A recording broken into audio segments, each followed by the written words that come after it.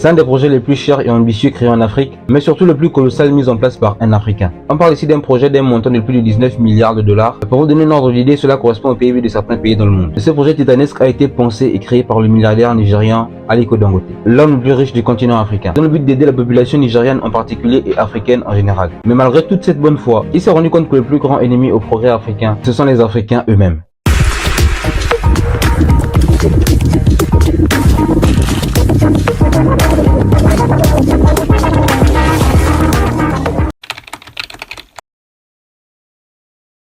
Lui, c'est Aliko Dangote. Il est nigérian et c'est l'homme le plus riche du continent africain, mais également la personne noire la plus riche au monde. Aliko Dangote a fait fortune dans l'industrie du ciment, à tel point de devenir le fabricant numéro 1 de ciment en Afrique. Mais en bon milliardaire, Aliko Dangote ne s'est pas limité à investir dans un seul secteur. Il a notamment investi dans l'agroalimentaire, avec ses entreprises Dangote Sugar Refinery, à tel point qu'aujourd'hui Aliko Dangote a investi dans plus de 14 secteurs différents. Mais parmi tous ces secteurs, il y a un qui est en train de devenir son pire cauchemar, le secteur du pétrole.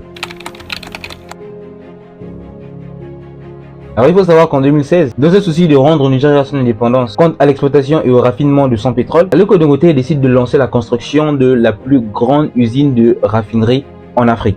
Le projet est vraiment titanesque et permettra au Nigeria en particulier et à l'Afrique en général de sortir de la dépendance de l'Occident pour le raffinement du pétrole extrait en Afrique. Il faut savoir que lorsque le pétrole est exploité à travers les plateformes pétrolières ou tout simplement des endroits où il y a beaucoup de pétrole, que ce soit dans le désert aux États-Unis ou autre part dans le monde, ce pétrole est exploité à l'état brut et doit être transformé et donc subir une phase de raffinement à travers justement ces usines de raffinerie qui permettront de transformer ce pétrole en divers produits dérivés que nous connaissons tous très bien comme le gasoil ou encore le kérosène entre autres. Et sur le papier, le projet d'Aliko Dangote est vraiment révolutionnaire parce que ça permettra au Nigeria de ne plus exporter du pétrole brut et de le racheter plus tard bien plus cher, mais de le raffiner directement sur place à travers cette usine. Mais ça c'est l'idéal sur le papier. Et donc quasiment 9 ans après le lancement du projet, les travaux se finissent officiellement en 2023 et le chef-d'œuvre est enfin livré. C'est vraiment une merveille de technologie et ça montre qu'au final, eh bien avec un peu de volonté et de détermination, de grandes choses peuvent être faites. Bon, le projet est terminé, c'est bien beau tout ça, mais c'est malheureusement là où les problèmes vont commencer réellement pour Aliko Dangote.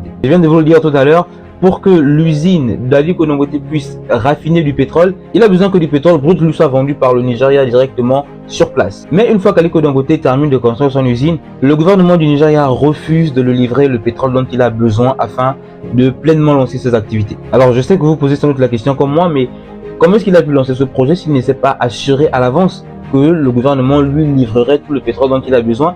Figurez-vous que le deal dès le départ c'était ça. Le gouvernement nigérian était censé fournir à l'usine d'Aliko Dangote tout le pétrole dont il avait besoin. C'est ce qui était prévu à l'avance avant la construction même de l'usine. Parce que vous imaginez bien qu'Aliko Dangote a réfléchi à tout ça. Et malgré tous ces efforts afin de comprendre pourquoi cette situation et pourquoi le gouvernement nigérian refusait de lui fournir du pétrole brut, et dans un souci de ne pas laisser l'usine sans fonctionner, Aliko Dangote va décider d'importer du pétrole en provenance du Brésil et des États-Unis afin de faire tourner son usine.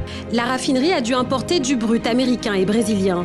Cette conjoncture freine sa croissance. Mais vous imaginez très bien que toute cette logistique a un coût. Et ce dernier est bien plus important que si le gouvernement nigérian lui livrait directement le pétrole sur place. Et si je vous parle de cette situation aujourd'hui, c'est que l'usine d'Aliko Dangote est en passe de connaître une véritable faillite à cause de tous ces coûts exorbitants auxquels il achète le pétrole au Brésil et aux États-Unis. Et récemment encore, le gouvernement nigérian a réitéré le fait qu'il ne livrerait pas à l'usine d'Aliko Dangote du pétrole brut, en évoquant cette fois-ci des teneurs trop importantes dans la transformation de ce pétrole.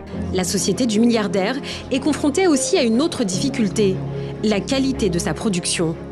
L'autorité de régulation l'affirme, la teneur en soufre du gasoil produit est supérieure aux limites requises de 200 parties par million. Une affirmation démentie par le PDG. Je suis surpris qu'on dise que nous aurions une mauvaise qualité. Nous et d'autres raffineries modulaires. Notre production, vous l'avez vu et testé, est de 87 parties par million.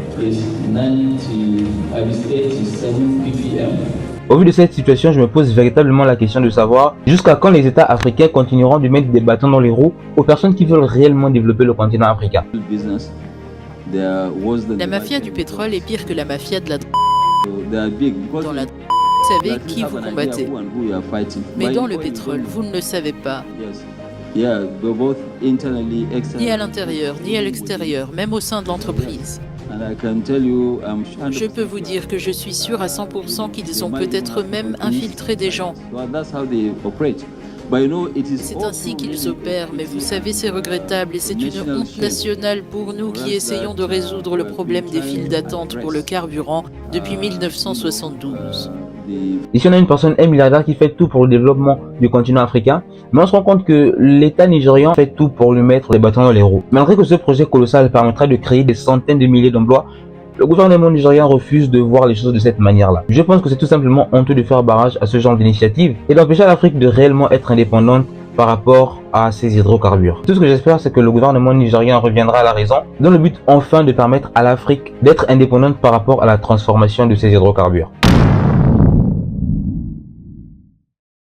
Donc merci les gars d'avoir regardé cette vidéo, n'hésitez pas à me mettre un petit mot en commentaire si vous avez apprécié et n'hésitez pas aussi de vous abonner si ce n'est pas encore fait. Moi je vous dis à la prochaine pour de prochaines vidéos.